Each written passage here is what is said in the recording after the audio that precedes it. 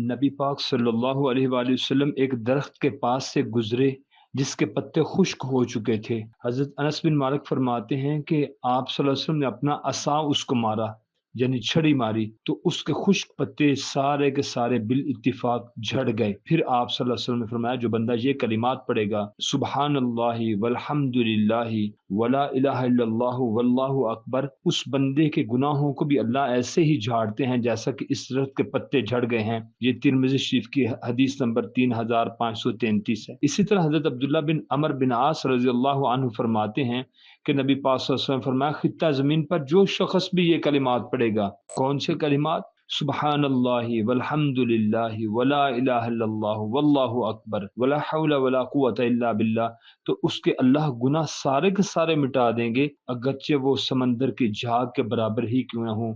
ये तिरमिज़ी की हदीस नंबर 3460 है। इसी तरह एक और हदीस मुबारक है इसी ज़िमन में।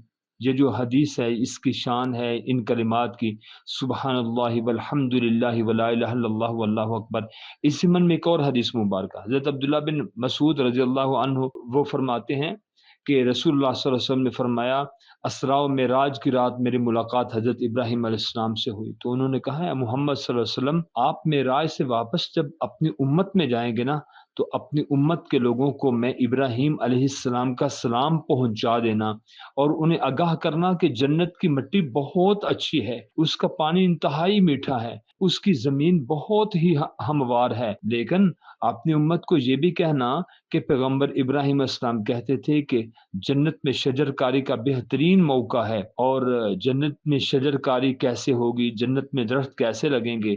जो बंदा भी ये कलिमात पढ़ेगा, सुब्हानल्लाहि वल्हम्दुलिल्लाहि वला इलाहा इल्लल्लाहु वल्लाहु अकबर, इसका रेफरेंस भी तिरमिज़ी शरीफ की हदीस नंबर 3462 है। इस दरस की आखिरी हदीस मुबारक है मुस्नद अहमद की। हज़रत इब्न उमर रज़ियल्लाहु अन्हुमा से रिवायत है कि रसूल पाक सल्लल्लाहु अलैहि वसल्लम फरमाया, अल्लाह के नज़दीक नहायत अज़मत वाले और महबूब दिन अय्याम अशरा ज़िलहिज्जा, यानी ये जो दिन हमारे इस वक़्त चल रहे हैं, बड़ी ईद से पहले वाले दिन, इनके मुकाबले में कोई दिन नहीं। इसलिए इन अय्याम में ज़्यादा से ज़्यादा कसरत के साथ ये कलिमात पढ़ो, सुब्हानल्लाहि वल्हम्दुलिल्लाहि वला इलाहा इल्लल्लाहु वल्लाहु अकबर। इस तरतीब से भी पढ़ लें, या फिर आप पढ़ लें ला इलाहा इल्लल्लाहु अल्लाहु अकबर और अल्हम्दुलिल्लाह।